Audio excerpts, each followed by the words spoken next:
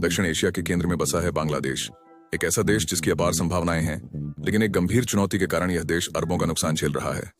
कल्पना करें एक प्रतिभाशाली युवा इंजीनियर राहुल की, जो ढाका में पैदा हुआ और पला बढ़ा, जो अपने देश की तकनीकी प्रगति में योगदान देने का सपना देखता है।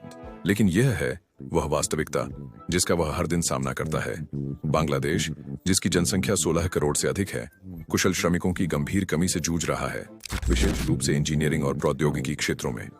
किसी भी प्रमुख टेक कंपनी या विनिर्माण संयंत्र में जाएं और आप कुछ चौंकाने वाला देखेंगे। कई कुशल पद विदेशी कामगारों द्वारा भरे गए हैं, जैसे भारत, चीन और फिलीपींस से। ये सिर्फ नौकरियों की बात नहीं है, ये बांग्लादेश के भविष्य की बात है।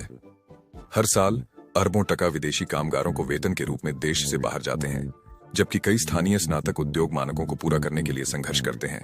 क्यों? क्योंकि हमारी शिक्षा प्रणाली आधुनिक दुनिया की मांगों के साथ तालमेल नहीं रख पाई है। इस पर विचार करें।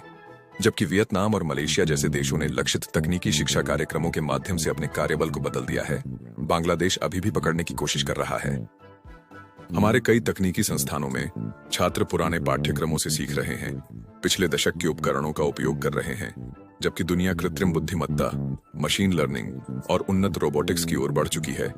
लेकिन आशा है, कुछ दूरदर्शी कंपनियां और संस्थान इस अंतर को पाटने की शुरुआत कर रहे हैं। वे अंतर्राष्ट्रीय संगठनों के साथ साझेदारी कर रहे हैं, अपने प्रशिक्षण कार्यक्रमों को अपडेट कर रहे हैं और व्यावहारिक अनुभव पर ध्यान केंद्रित कर रहे हैं। हालांकि हमें और अधिक की आवश्यकता है, बहुत अधिक।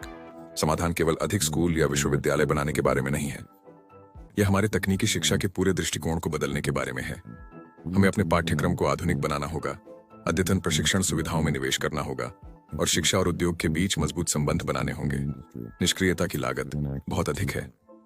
हर साल की देरी एक और साल खोए हुए अवसरों का है, एक और साल विदेशी विशेषज्ञता पर निर्भर रहने का है, एक और साल हमारे प्रतिभाशाली युवाओं को वैश्विक बाजार में प्रतिस्पर्धा करने के लिए संघर्ष करते देखने का है।